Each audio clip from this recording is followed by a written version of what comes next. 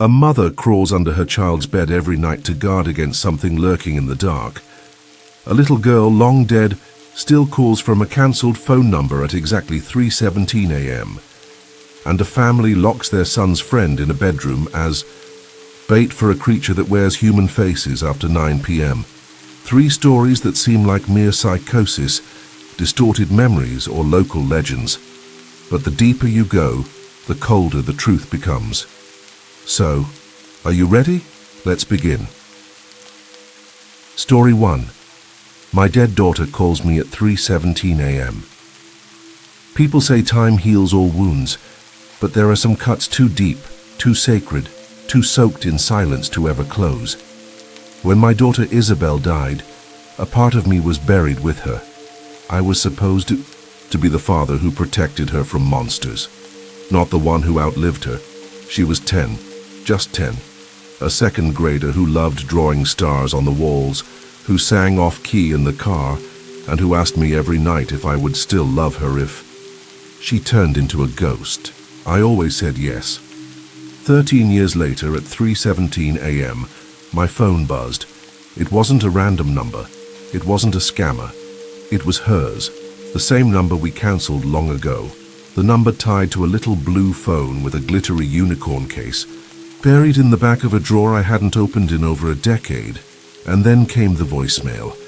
Just one word. Dad? At first I thought it was a dream, one of those cruel hyper-real ones where your brain replays the softest parts of your past, just to remind you what you've lost. But it wasn't. The voicemail was real.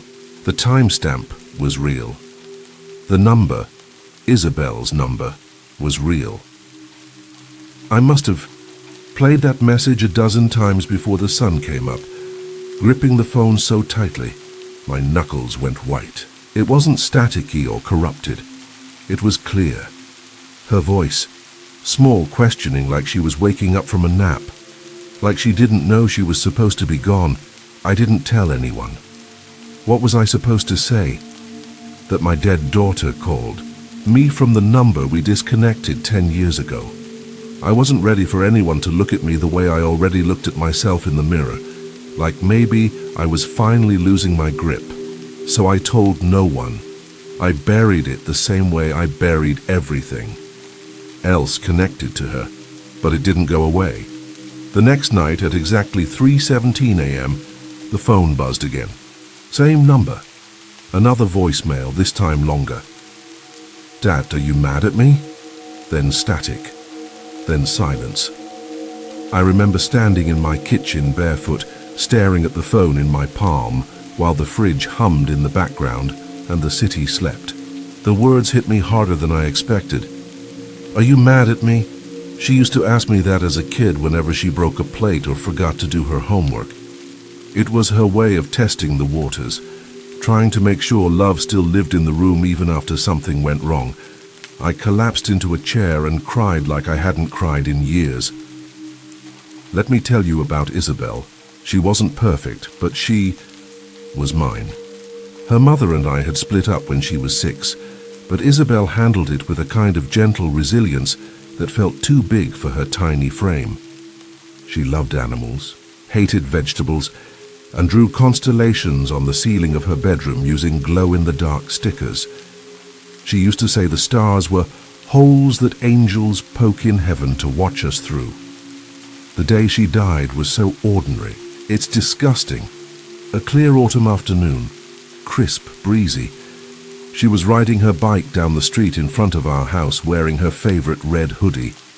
I had just come back from the grocery store and was unloading bags from the trunk when I heard the brakes.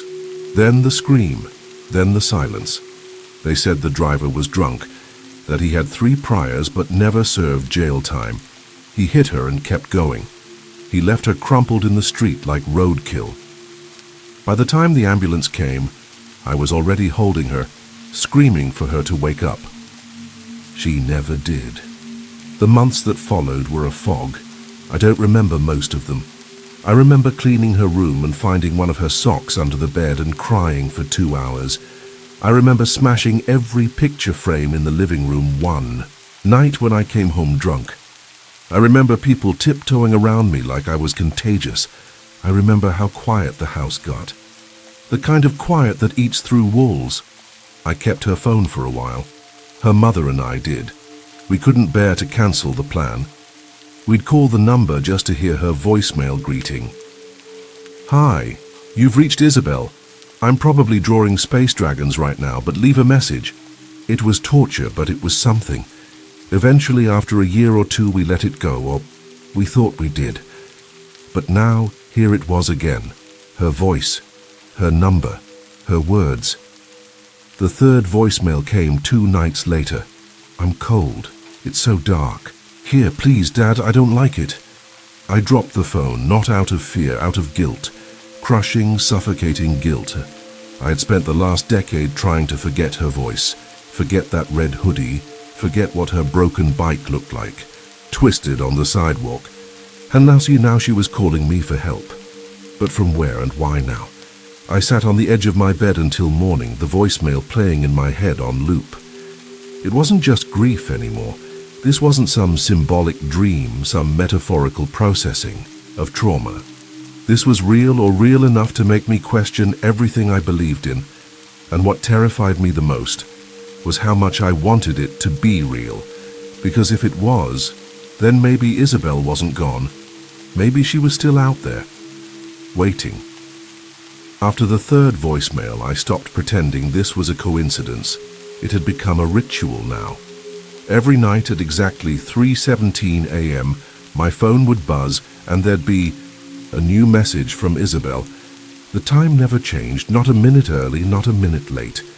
I started to dread the ticking of the clock, the way the shadows in my room would stretch thin around that hour, as if the night itself was holding its breath.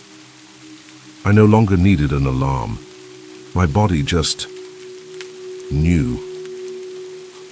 At first, I tried to ignore them. I'd put the phone on airplane mode, then turn it off completely. Once I even locked it in the kitchen drawer, but nothing worked. The messages still came. The phone would buzz as if untouched by logic or technology. When I checked it in the morning, the same pattern waited for me. One new voicemail, same number, same timestamp, Isabel. The content, though, that changed. Some nights she was confused. "Where are you?" she'd whisper, her voice trembling. "I thought you said you'd find me." Other nights she sounded scared, or worse, resigned. "It's cold here, Dad. I think I'm underground." I started to write them down, every word, every detail. I told myself it was so I could show someone eventually. Maybe a cop, maybe a doctor.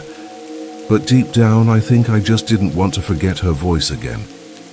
I kept all the recordings, even though every time I played one back, it felt like I was peeling a bandage off something that had never healed. Then came the night she said, "Don't let him take me again." I froze. What did that mean? I replayed that message over and over, listening to the inflection in her voice, the desperation behind her words. Again. As if someone or something had already taken her once. As if whatever was happening now wasn't new at all. That's when the dreams started. At first they were vague, just flickers of color and sound. I'd wake up drenched in sweat, my heart racing like I'd been chased. Then they got more specific. I saw Isabel, not as she was when she died, but older. 13, maybe 14. Same brown eyes, same round cheeks, but paler, sadder. In the dream, she was always standing at the foot of my bed, not saying anything, just watching. One night I dreamt she was sitting on the floor of her childhood bedroom, drawing something. When I looked closer, I saw it was a door, a red door smeared with black streaks like burned charcoal. She looked up at me, lips trembling. "He doesn't like when I talk to you." Then I woke up gasping, clawing at my bed sheets like I was trying to dig my way out of something. I couldn't keep it to myself anymore. I brought the phone to the police station the next day. I told the woman at the front desk I needed to speak to someone about potential cyberstalking, or harassment. When I finally got to sit with the detective, I played a few of the voicemails for him. He listened, eyebrows drawn, head tilted like he couldn't quite believe his ears. When it ended, he leaned back and cleared his throat. "Mr. Keller, have you recently interacted with any AI voice emulation services? Voice cloning apps? Maybe TikTok filters?" I almost laughed. Almost. "You think this is fake?" He offered a tired, bureaucratic shrug. "I think grief does strange things to us, but if this is a prank, it's a sick one. We'll open a file." I walked out feeling more alone than ever. Next, I called the phone company. I wanted to know who had Isabel's old number now, even though I already knew what they'd say. They told me it had been reassigned last year to a teenager in Wisconsin. I asked for the family's contact and eventually got the number of his mother. She sounded tired, guarded. "My son lost that phone months ago," she told me. "We thought it got stolen. It just vanished one night. He swore he left it on his nightstand." I asked when that happened. She checked. "The same week these calls started," I said aloud, even though she hadn't answered yet. There was a pause on her end of the line. "Mr. Keller," she said slowly, "has anything weird been happening to you?" My throat tightened. I asked what she meant. She hesitated, then said, "My son. He's been sleepwalking. He talks in his sleep. Says the name Isabel. He never knew anyone named Isabel." We both sat in silence, miles apart, but sharing the same dread. That night, the voicemail came later than usual, 3:34 a.m. I was half asleep when it buzzed. I didn't check it right away. Something about the delay felt wrong, like whoever or whatever was sending these had noticed me noticing. When I finally played the message, Isabel didn't speak at first. There was just the sound of wind. Then slowly she whispered, "He knows you're listening now." After that message, "He knows you're listening now," something inside me shifted. This wasn't just grief. It wasn't memory or guilt masquerading as hallucination. This was something active, something aware, and it had changed its behavior because I had changed mine. I wasn't just a passive listener anymore. I was participating. And whatever he was, he didn't like it. I spent the next few days in a state of quiet paranoia. Every creak in the house made me tense. Every notification on my phone made my heart stop. I stopped sleeping altogether. Not just insomnia. I was afraid to close my eyes. The dreams had become too vivid, too detailed. They were no longer dreams, but visits. In one, I found myself walking down a hallway with walls made of glass. Behind each panel was a version of Isabel, different ages, different clothes, but none of them looked at me. They were all looking at something above me, something I couldn't see. At the end of the hall was a mirror. When I stepped in front of it, my reflection wasn't my own. It was Isabel, but not as I remembered her. She was older, maybe 17, now, eyes sunken, skin pale, her lips bloodless. She looked at me with something between grief and warning.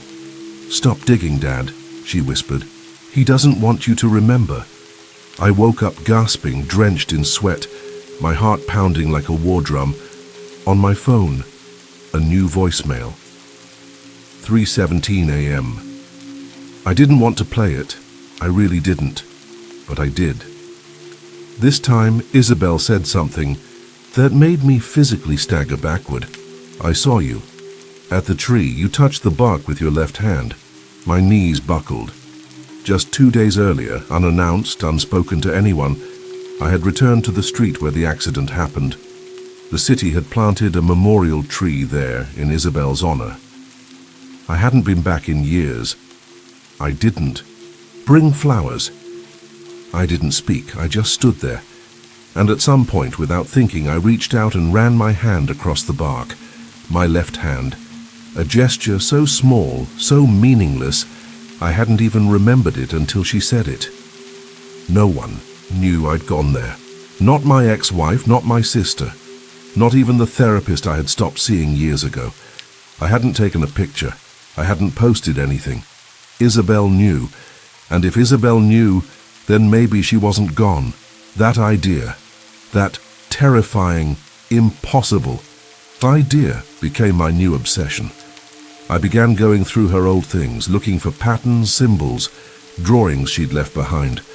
I dug out one of her sketchbooks from a box in the attic and flipped through it. It was mostly what you'd expect from a 10-year-old, princesses, space dragons, cartoon suns, until the last few pages. There she had drawn something completely different. It was a door, the same red door from my dream. Same jagged edges, same streaks of black slashed across it like something had tried to claw its way through or out. Beneath the drawing were 5 words written in a child's shaky scrawl. Don't let him inside. I dropped the book. This was no longer grief. This was not memory. This was a connection, across time, across death, across reality as I understood. Somehow Isabel was trying to warn me, from wherever she was, and she wasn't alone. That night I visited a woman my sister once mentioned, a spiritual medium. I had mocked her before, dismissed her as a fraud.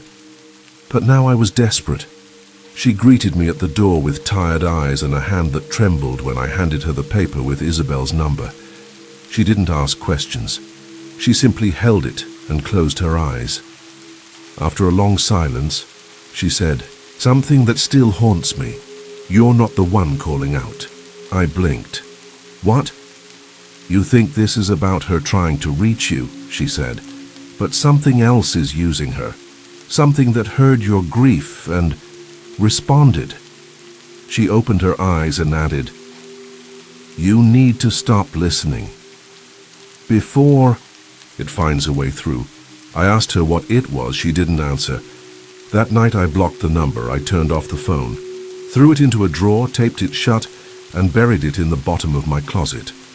But 3:17 a.m. still came, and with it, the buzzing from a different phone. My landline, which hadn't rung in 5 years, came alive like it was gasping for breath. When I picked it up, I didn't say a word. I just listened. At first, nothing, just wind, then a static crackle. Then, "Dad?" I dropped the phone, and in the reflection of the microwave door behind me, I swear, I saw her. Just for a second, a small figure in a red hoodie standing behind me, watching. After that night, after the landline rang and I saw her reflection behind me, I stopped pretending I had control.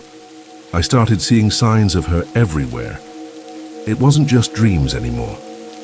It was waking moments, half glimpses, the shadow of a child darting through a doorway, the sound of footsteps on the stairs when I was alone, the faint smell of her shampoo, strawberries and something floral, lingering. In the hallway long after I'd passed through. But Isabel's presence wasn't the only thing I felt. Something else had started to bleed through. Something colder, older, wrong. The air in the house grew heavier. Lights flickered in rooms I hadn't entered. My reflection began to delay in mirrors, just half a second, but long enough to know I wasn't seeing myself anymore. I'd stand, frozen in front of the bathroom mirror, watching my reflection breathe when I wasn't, watching it blink out of sync. Then the electronics started failing. My laptop crashed constantly, resetting itself at 3:17 a.m. sharp. The screen once showed nothing but static for 20 minutes, and when it returned, the desktop background had changed. A photo I didn't remember ever taking. It was of Isabel, but she wasn't smiling. She wasn't looking at the camera. She was looking past it, at something just behind the photographer, something that cast a long, thin shadow over her shoulder. Stared at it for an hour. That same night, the voicemail came early, 3:10. It broke the pattern. That alone terrified me. I hesitated before hitting play. This time, Isabel's voice was shaky, rushed. "Daddy." "Don't answer him. Don't talk back. He hears you when you think about him." Static. Then another voice, not hers, deep, slow, like stone dragging across stone. You've heard enough. Now you'll see. My phone screen began to flicker, lines running down it, like it was melting from the inside. I threw it across the room. I couldn't take it anymore. I called my sister in the middle of the night and asked to stay with her for a few days. She hesitated, who wouldn't, but said yes. I packed quickly, threw a duffel bag together and drove. I didn't tell her why. Just that something was wrong, that I was hearing Isabel, seeing her. But even in her guest room, it followed me. That night, I didn't hear a voicemail. I saw one. The TV in the room turned on by itself. Static. No cable. No input. Just static. And through it, a faint outline. Tall, gaunt, wrapped in wings that shimmered like metal dipped in ash. Its head bowed, arms outstretched, and behind it, barely visible, stood Isabel. Her eyes locked on mine, wide with terror. She tried to speak, but no sound came through. Then the figure raised its head. Its face was a blur, like a photograph shaken before developing. But I recognized the shape of its mouth. It looked like mine. Then it spoke. Not from the TV, but from inside the room. I heard it from behind me, though I already knew there was no one there. "Your grief was the door." I screamed. My sister ran in, flipped the lights on. The TV was off. There was nothing. Nothing except me, shaking, curled on the carpet, my hands over my ears like a child again. The next day, I went back to the spiritual medium. I told her everything about the images, the voice, the shadow with Isabel. She didn't look surprised. She just nodded slowly. "You let it in," she said softly. "When you listened, when you believed," I snapped at her. "I was trying to hear my daughter." She met my eyes, calm and unwavering. "And something else heard you too." She handed me a small black mirror and told me not to look into it until I was ready to see the truth. I didn't understand, but I took it. That night I sat alone in my room holding the mirror, debating whether I'd finally lost my mind or whether I'd finally seen too much of what was real. At 3:17, my wall clock stopped ticking. No voicemail. This time, instead, the power went out. The room went black, except for the faint silver gleam of the mirror in my hand, and in the darkness, a whisper. "Look." I didn't want to, but I did. I tilted the mirror just slightly toward my face, and saw not myself but Isabel again, crying. Behind her, the same door from my dream, red, scorched, clawed, and behind that, him. I dropped the mirror and it cracked against the floor. That was the first time I felt it physically. The shift in the air, like pressure collapsing in on itself, as if space had bent around something that didn't belong. My ears rang with a low, vibrating hum. My vision blurred.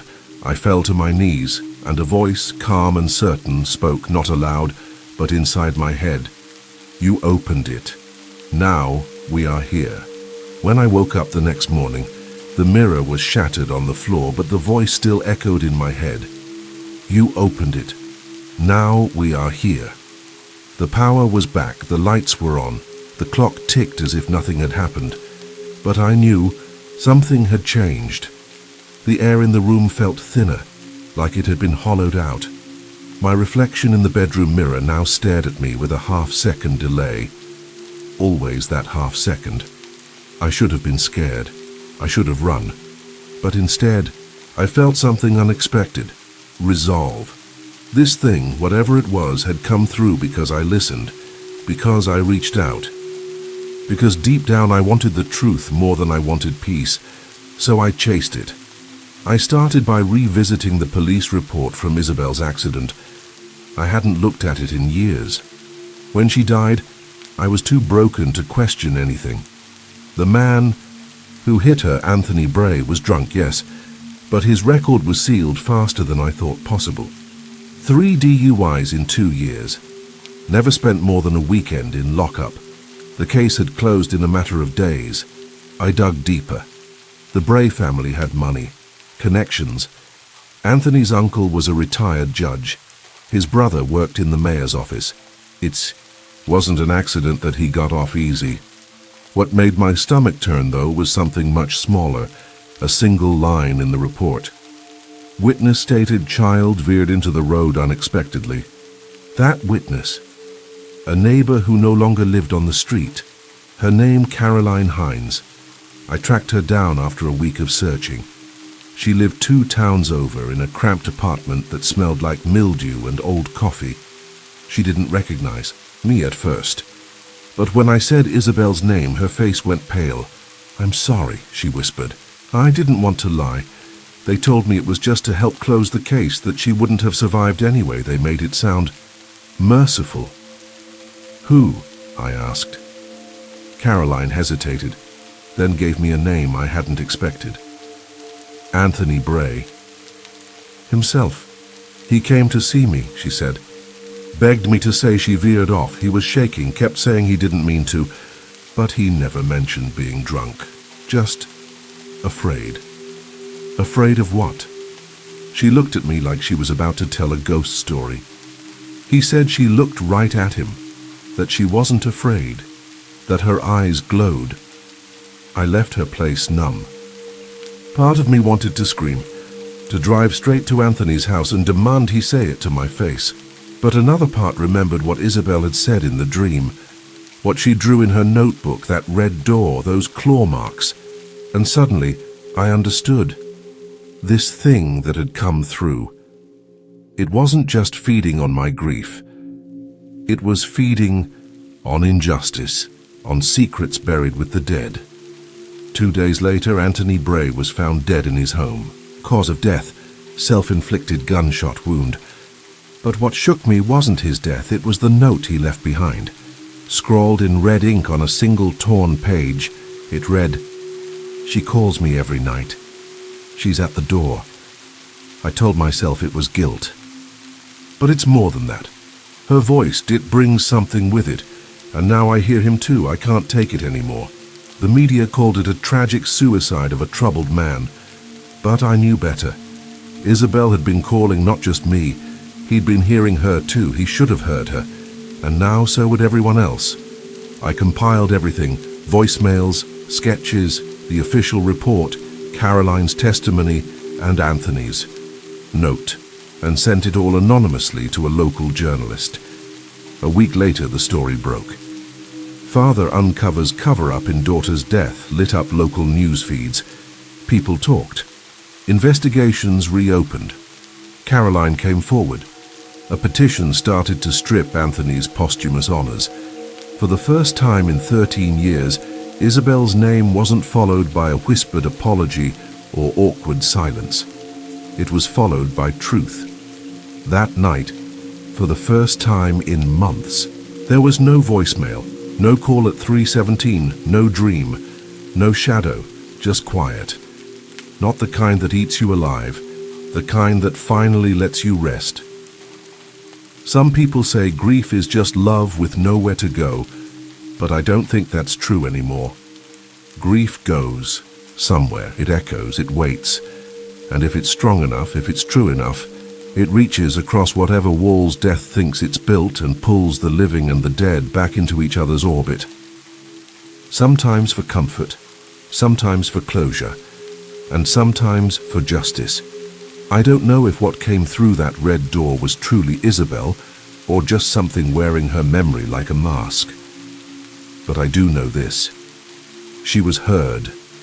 Her truth was no longer buried in a police report, or silenced by a system built to protect the powerful. It rose like a whisper through static, like a message through grief. And it changed something, and maybe that's the real haunting.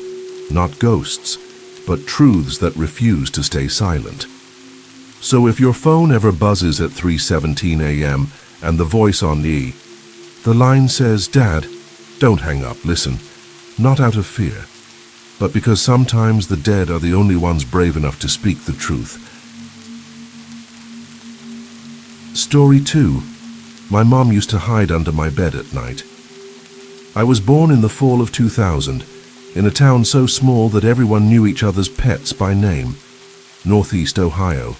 Quiet streets, faded brick diners, church bells on Sundays. The kind of place where nothing ever seemed to happen, or at least nothing anyone talked about. Our house sat on a flat stretch of land, a modest ranch style with beige siding and creaky floorboards. 3 bedrooms, 1 bathroom, no basement, no second story. Just a single floor to hold everything we were. It was just me and my mum. My dad left when I was too young to remember him, and honestly I never missed what I never knew. My mum worked as a waitress at the only decent restaurant in town. She was always tired, but never too tired to sit with me at night, eat popcorn, during movies, or kiss me on the forehead before bed. She was warm in that quiet way some women are, never loud, never flashy, just present. We didn't have much, but what we had felt enough. A roof, her laugh, the occasional birthday cake baked from a box. And at night, when the house dimmed to whispers and shadows, she made sure I never fell asleep without knowing I was loved. I used to think that was the whole story, that those nights were safe, uneventful. But memory is a strange thing. It keeps what it wants and buries the rest. I was around 6, maybe 7, when I first noticed something didn't feel right. It was late, past bedtime. Mom had just finished our usual routine, brushing my hair back, tucking the blanket around my shoulders and whispering, "Good night, sweetheart. I'll see you in the morning." She turned off the lamp and walked out, the light from the hallway spilling across my bedroom carpet for just a moment before the door clicked shut. For a few seconds all was quiet, still. Then I heard it, a soft creak. Not in the hallway, not outside my window. It came from the floor, right beside my bed. Not the kind of creak you hear when an old house settles, but something deliberate. Slow, like someone shifting their weight on their hands and knees. I froze. My eyes were wide open in the dark, my body perfectly still beneath the blanket. I held my breath and listened. That's when I heard breathing, low, steady, too close. I leaned ever so slightly over the side of the bed, heart pounding, and whispered, the only thing I could think to say, "Mom?" There was no answer at first. Then just below me came a sound I'll never forget, a soft giggle. Not mean, not playful, just strange, detached, like the sound someone might make in a dream, or in a moment they didn't know they were being watched. I called her name again, louder this time, my voice trembling. A few seconds passed, and then, without warning, she crawled out from underneath the bed. Her expression was calm, ordinary. She smoothed her shirt, stood up like it was the most natural thing in the world, and smiled. "Go to sleep, sweetheart. Mommy's here." Then she turned and left the room. I lay there in the dark, the shape of her smile still etched in my vision, wondering if I'd imagined the whole thing. The air felt heavier now, thicker. I remember clutching my blanket tighter and thinking, maybe it was just a weird dream. Maybe she had dropped something and had to reach under the bed. But the next night the same thing happened. And then the night after that. At first, I convinced myself it was harmless. Maybe even something she thought was funny, a game, a ritual of her own invention. But night after night it kept happening. She would tuck me in like normal, brush the hair from my forehead, say goodnight. Then, moments after the lights went out, I'd hear it again. The low thud of her knees hitting the floor, the subtle shift of the mattress above her as she settled in beneath me, and then always the breathing. It wasn't long before it became routine, predictable even. The moment the room darkened, she was there, under the bed, lying in that cramped space like it was hers. At first, she was still. Then the patterns began. She started tapping on the underside of the mattress, 3 soft knocks, then 2, then 4. Sometimes in rhythm, other times erratic, like code or music I couldn't decipher. I'd lie perfectly still, waiting for it to stop, but if I moved, if I even shifted slightly beneath the blanket, the tapping would halt. Silence would stretch out, long and heavy, until I settled again. Then it would resume. 3, 2, 4. I began to dread bedtime. Sleep became something I avoided. I'd pretend to be sick or beg to stay on the living room couch, but when that didn't work, I'd return to my room like a prisoner to a cell, knowing what waited beneath me. And sometimes she watched me. I wouldn't hear her move. I wouldn't feel the bed shift, but I'd sense it, the weight of her eyes. I'd look toward the foot of the bed, and in the faint glow from the hallway, I'd see her face. Just her face, peeking out, pale, one eye glinting, unblinking. She didn't say anything. She didn't smile. She just stared. And when I tried to speak, when my voice caught in my throat and I tried to ask her why, she'd disappear under the frame again, like nothing had happened. A few times I got brave. I tried to get up, to run to the door. But as soon as my foot touched the floor, her hand would shoot out, grabbing my ankle. Not hard, not painful, just firm, intentional, like a reminder. I never made it past the second step, and always, after that touch came the giggle. I started keeping a flashlight under my pillow, though I was too scared to use it. I thought about telling someone, but the words wouldn't come. What would I even say? That my mum was living under my bed? That she giggled in the dark and tapped secret messages in the night? I was a child. I didn't know what was real and what wasn't.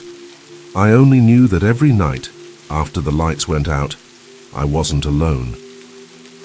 And that somehow, that was worse than being afraid. As I got older, the fear stopped being sharp and sudden. It turned into something dull and constant, like a headache you learn to live with. I never knew which nights would be quiet and which would bring the tapping, the whispering, or her face watching me from the dark. I started walking through my days in a kind of fog. At school, I was distracted and tired, barely speaking unless I had to. Teachers thought I was acting out, maybe depressed, but no one ever asked the right questions. No one ever came close to the truth. I tried asking her once. I must have been around 10, old enough to feel how wrong it all was, but still too young to make sense of it. We were washing dishes after dinner, and I worked up the courage to ask in the most careful voice I could manage, "Mom, why do you sleep under my bed?" She didn't even pause. She just gave this soft little chuckle, normal, not like the giggle, and said, "Oh, sweetheart, what a silly dream." Then she wiped her hands on a towel and kissed the top of my head like nothing had happened. That night, the tapping was louder than ever.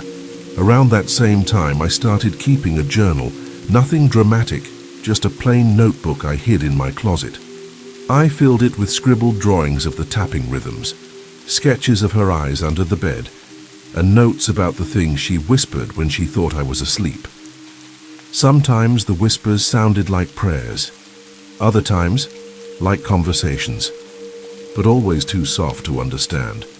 Eventually, I started sleeping on the couch in the living room, whenever I thought I could get away with it. Some nights she'd carry me back to my bed while I pretended to be asleep. Other nights she'd just let me be. Until one evening, not long after my 11th birthday, she knocked on my door with a small box in her hand. Inside was a key. "I think you're old enough to have a lock now," she said with a smile. That night I locked the door for the first time. I didn't hear her crawl under the bed, but I did hear something, soft scraping like fingernails on the other side of the wood. Then a knock, then silence.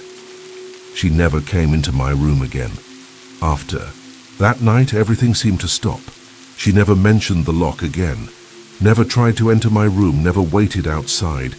It was as if that chapter had simply closed. No explanation, no goodbye. Part of me was relieved. Another part, one I didn't like to admit, felt hollow. As strange and terrifying as it had been, her nightly presence had become a kind of twisted comfort, a routine, a truth. Now there was only silence. Through my teenage years, we lived like nothing had happened. I kept my door locked most nights out of habit, though sometimes I forgot. Even then, she never tested it. During the day, she was just Mom again, making sandwiches, offering help with homework, cracking dry little jokes while folding laundry. Her eyes were kind, almost too kind, as if she were trying hard to make up for something neither of us could name. I didn't bring up the past, neither did she. Still, some nights I'd wake up around 3 a.m., sweating, heart racing, convinced I'd heard the old tapping or a laugh in the hallway. I'd sit up in bed, frozen in the dark, but the silence always held. The fear stayed with me, though, settled deeper, older, quieter. I started sleeping better when I moved out at 18, took a job in the next town over, saved what I could, shared a place with a couple of friends who didn't ask too many questions, but I kept the journal. It traveled with me from place to place, always packed in the same shoebox under my bed.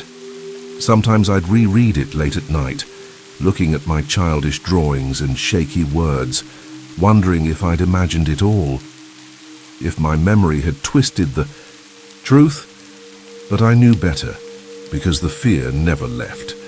It just got quieter. When I was 23, my mum was diagnosed with late-stage cancer. It came fast, brutal. Within weeks, she was in hospice care, drifting in and out of lucidity, her once strong body reduced to something fragile and shrinking. I visited every day, brought her favorite tea even when she couldn't drink it, read her the old paperbacks she used to love. She barely responded. Most of the time she just stared at the ceiling, her mouth slightly open, murmuring to people who weren't there. I sat by her bed one night while the nurses made their rounds. The air smelled like antiseptic and sleep. The room was dim. Her breathing was shallow, uneven. I held her hand, rubbed slow circles on her skin, more out of habit than hope.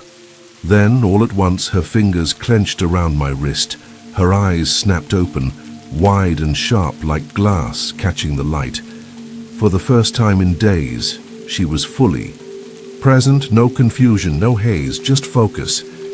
She pulled me a little closer and whispered, "I kept you safe, you know. You were never alone at night." I didn't speak, I didn't know how. Then she closed her eyes again, her hand loosened. She didn't say another word. 2 days later, she was gone. After the funeral, I returned to our old house to help sort through what she'd left behind. I hadn't been back in years. It looked smaller than I remembered, emptier, like the walls had been waiting for her to die before letting go. In her closet, tucked beneath a box of old scarves, I found something strange. A weathered red notebook with her handwriting on the first page. It wasn't a diary. Not exactly. It was a series of short notes, frantic, incomplete. Most pages began with the date, followed by erratic entries. "He's back again tonight." I heard him whisper through the vent. "Don't sleep too deep." Some entries had drawings, crude, almost childlike. One of them showed the underside of my bed. Another, more disturbing, showed a pair of hands reaching from a vent, almost touching a sleeping figure. Tucked inside the back cover was a photo, a Polaroid, grainy and dim, but unmistakable. It was a picture of me sleeping in bed, taken from outside the window. I dropped it. Beneath that was a page torn from a spiral notebook folded into quarters. On it, in trembling pen strokes, were 4 words: "They come for boys." My stomach twisted. I remembered the tapping, the whispers, the way she always placed herself between me and the dark. Maybe it wasn't madness. Maybe she hadn't been hiding from me. Maybe she was hiding with me. I didn't sleep that night. I couldn't. I just sat in my old room, the journal in my lap, the photo face down on the floor. The house felt different now, colder, as if some piece of her had been holding everything together, and now it was slowly unraveling. Around 3 in the morning, without really thinking, I got down on the floor and looked under the bed for the first time in over a decade. There was nothing there, just dust, some loose change, and a small wooden panel I didn't remember. I ran my fingers along the edge and felt a groove, almost like a hatch. I pried it up, careful not to splinter the wood, and found a shallow compartment beneath. Inside was a box, old metal, rusted shut in places. When I opened it, I found a handful of items that didn't belong to us. A lighter engraved with initials I didn't recognize, a silver chain with a charm shaped like an eye, a pocket knife stained with something dark and dried, and folded neatly on top, a yellowing scrap of paper. Not crazy, just scared. I love you. I sat back, the weight of it all pressing into my chest. She had known something, or suspected, or maybe she'd seen what no one else could. I remembered those years of whispers and taps, of watching eyes and trembling silence. And I remembered how she had always placed herself beneath me, between me and the dark, night after night. She hadn't been the threat. She had been the shield. She had kept the door locked from the inside, not to keep herself in, but to keep something else out. It's been a few years since she passed, but I still think about those nights, the tapping, the breathing, the way she stared from the shadows, unblinking, watchful. For a long time I carried the memory like a wound, something raw and unexplained, a scar I couldn't touch without flinching. But now I carry it differently. Sometimes late at night I wake up without knowing why. No sound, no dream, just a heaviness in the air. And out of habit I still check under the bed. Not out of fear, but something closer to longing. Like maybe I'll find her there one more time, curled in that same impossible space, keeping watch. I don't know what she saw. I don't know what she fought off, or why no one else ever noticed, but I believe her now. I believe she kept me safe in the only way she knew how. She was never under my bed to frighten me. She was there to keep the dark from taking me. And sometimes, just before I fall asleep, I whisper it softly into the quiet, like a prayer or a promise. Good night, Mum. Thank you. Story 3. Why we couldn't leave the bedroom after 9 p.m. We had been friends for 13 years, and in those years I had not once slept at his house. So, why the sudden invite? I asked. I settled the duffel on my shoulder and he held the door. My parents are going out, he said, and the words came out of him in a rush. Figured it's about time you saw my humble abode. The house was not a humble abode. It was a great white clapboard house that stood on the land as if it had been there forever, and the town had grown around it. Old oaks stood guard over the grounds, and their shadows fell across the yard. Inside the house there was a smell of old wood and polish, and something more besides, a smell like turned earth after a rain. His mother was a woman built of small bones, and she carried a frantic smile that did not touch her eyes.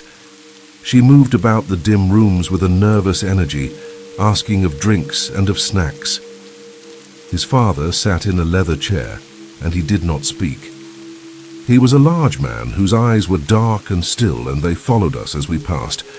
I heard his mother whisper words to him, urgent and low, but I could not make them out.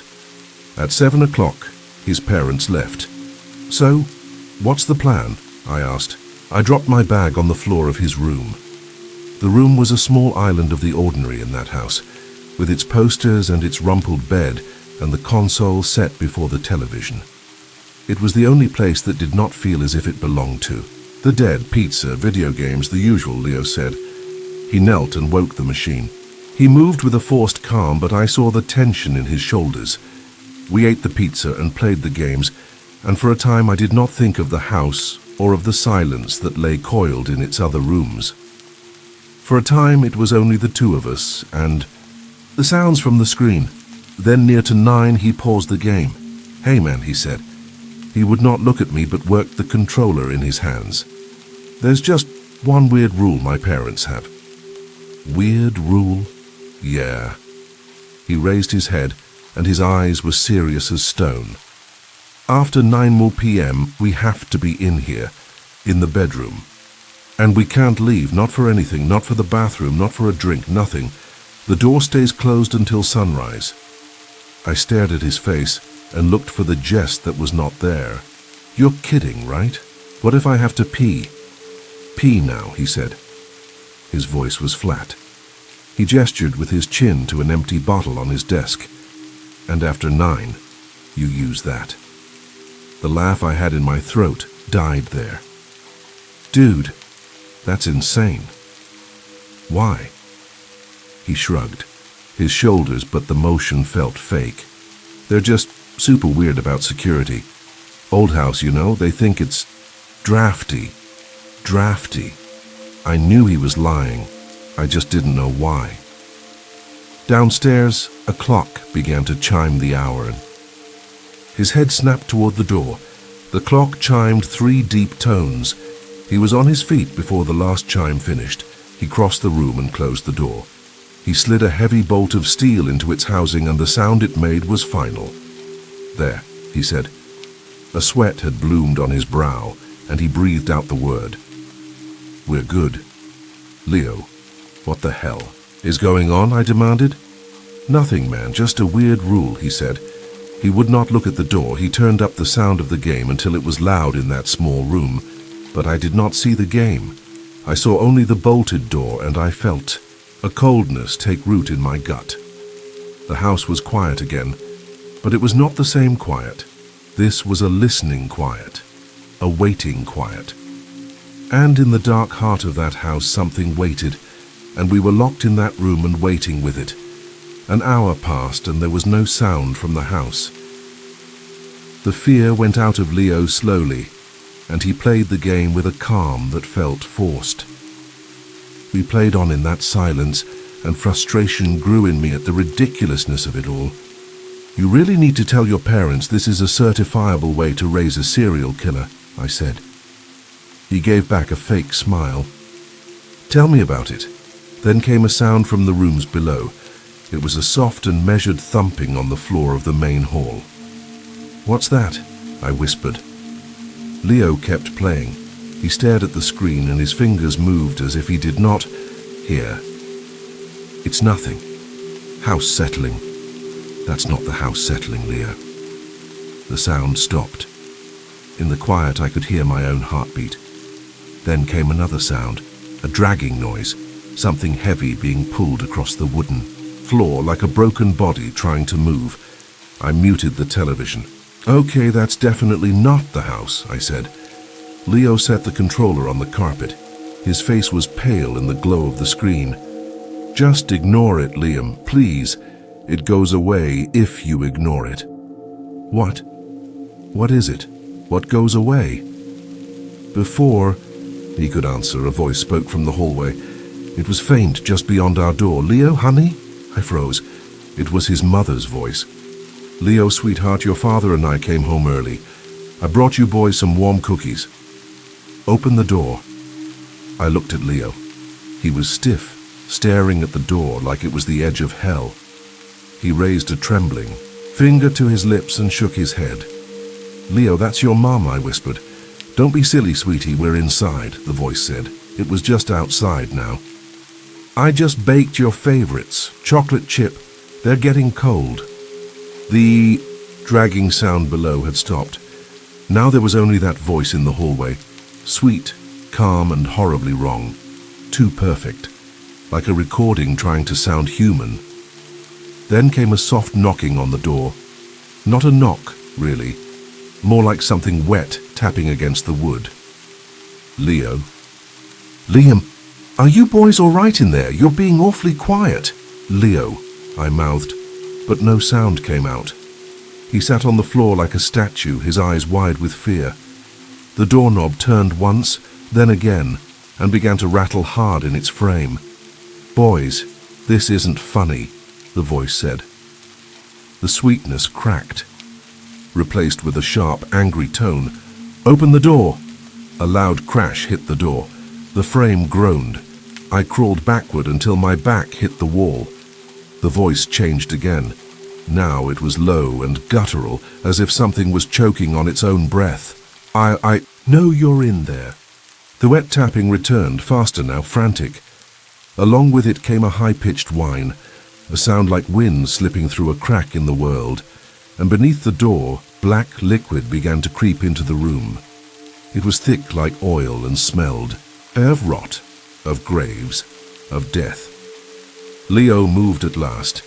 He crawled under the bed covers and became a small, shivering shape in the corner. He had vanished into his own darkness.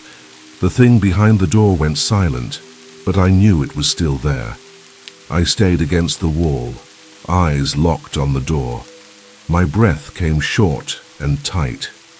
Leo, hidden under the blankets, didn't move. For him, this wasn't a one-time horror. This was life.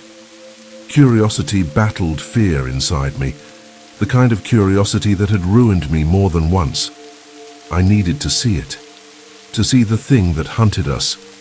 A terrible truth was better than blind terror. I crept forward on silent feet. The wooden floor didn't creak. "Liam, no," Leo whispered from under the blankets. Don't look." But I looked anyway. I knelt and leaned close to the brass keyhole. The smell was stronger there, earthy and foul, like something dead buried deep underground. At first I saw only the hallway. Moonlight poured in through a far window, spilling across the floor. Then something moved. It stepped into view. Not a person, not an animal, but something in between. It was made of shadows and old wood. Its limbs looked like twisted tree branches, long and jagged. Its body was a swirling mess of dust and darkness. It wore his mother's floral apron stretched across where a chest should be. On its head sat his father's hunting cap, balanced atop a shape that wasn't a head, just a pulsing knot of darkness. It had no face, but it held something. In one hand, long and thin like a broken twig, it held a photo I had seen before. A family portrait, Leo's family. It lifted the picture in front of the void where its face should be, as if wearing his mother's smile like a mask. Then it reached toward the door and tapped. Once, twice, 3 times. I fell back, clapping a hand over my mouth to keep from screaming. My brain struggled to hold the shape I'd seen. This wasn't some ghost that had come into the house. This was the house, a thing that wore the pieces of its own victims as a disguise. Then came a whisper, soft and tender, and absolutely wrong. "Liam, why are you hiding in there? Your mother is so worried about you." It was my mother's voice, perfect, gentle, familiar, the voice she used when I was sick as a child, the one that called me to dinner. A wave of longing hit me so hard it stole my breath. I wanted to go home. I wanted to believe that voice, but it wasn't her. The thing chuckled, a dry rustling sound like leaves scraping across stone. It knew. It had found the part of me that was still vulnerable. "Let me in, Liam," my mother's voice whispered. "I've come to take you home." I slid down the wall and hid my face in my arms. A hot wave of shame burned my skin. I had nearly opened the door. Then came a new sound, slow and deliberate. Something was scratching the wood of the door, like a claw dragging itself back and forth, carving deeper each time. All the while, it whispered my name in my mother's voice, mixing love with poison. The hours passed. The scratching never stopped. It whispered in the voices of people I loved, of strangers, of children. It offered food, warmth, safety. It promised the night would end, if only I opened the door. But I didn't. The fear inside me had burned away, leaving behind something colder. I was angry. At the thing, at the house, at the family who had locked me in here, and at the boy who trembled in his blankets and said nothing. "Leo," I croaked. My throat was raw. "Leo, wake up." He stirred. His face peeked out. From under the covers, eyes wide and red. "Is it gone?" He whispered. "No," I said. "It's not gone, and I want the truth. No more lies. What is it?" Leo sat up, hugging his knees to his chest. He stared at the floor. "I don't know what it is," he whispered. "We call it the Nightman. It's always been here. Since my great-great-grandfather built this house, they say it was put up on cursed ground." The story came out slowly. Something was wrong with the house from the start, and a deal had been made. Though no one spoke, it allowed. During the day, the family could live in peace, but at night, from 9 to sunrise, the house belonged to the other. "The Nightman gets lonely," Leo said. A tear ran down his cheek. "It likes to play. It copies people. It uses things it finds to build itself a body. The apron, the hat, the photo. But now," Leo continued, his voice trembling, "it wants more. It used to stay behind the door. Now, it tries to come in. The rules aren't enough anymore." He looked me in the eyes, finally, and what I saw was guilt. It wants someone new. Realization hit me like ice in my spine. "The sudden invite," I whispered. "The bolt on the door. Your parents, they knew." Leo broke down. "They said if it got someone from outside the family, it might leave us alone for a while. He hadn't invited me to hang out. He had led me here, offered me up. His parents hadn't gone out. They were in their room, praying. The thing would take me instead. Then, silence. No more whispers, no more scratching." We held our breath. From downstairs came footsteps. Slow, heavy. A dragging sound followed every step. Step, drag, step, drag. It wasn't trying to trick us anymore. It was coming. The footsteps stopped outside our door. For a moment, there was only silence. Then the door exploded inward with a loud crash. Wood splintered. The lock tore free. The door creaked open on ruined hinges. The thing stepped inside. It had made a new body, using what it found around. The house. Rusted pipes for arms, floorboards for legs. Its chest was a twisted cage of banisters. Inside it I saw my duffel bag, pulsing like a stolen heart. Its head was the grandfather clock. The pendulum swung wildly behind cracked glass. From that shattered face, voices spoke as one. "Time is up."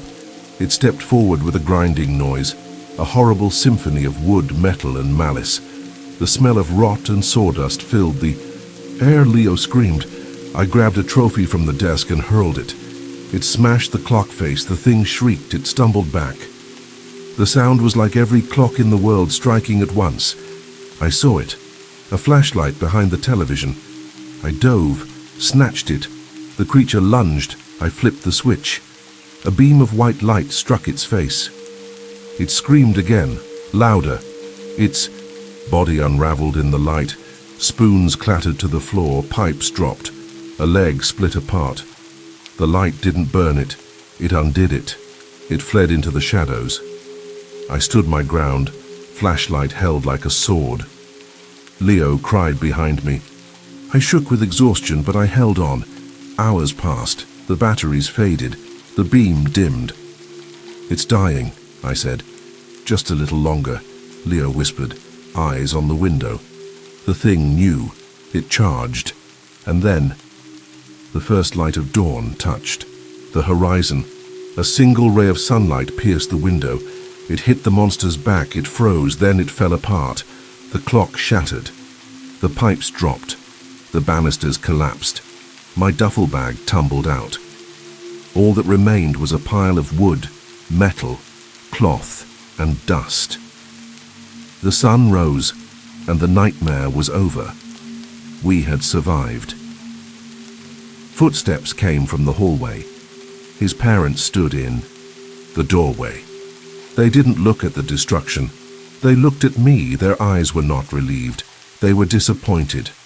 The thing hadn't claimed me, and for that, they would never forgive me. Thank you for venturing into the darkness with us.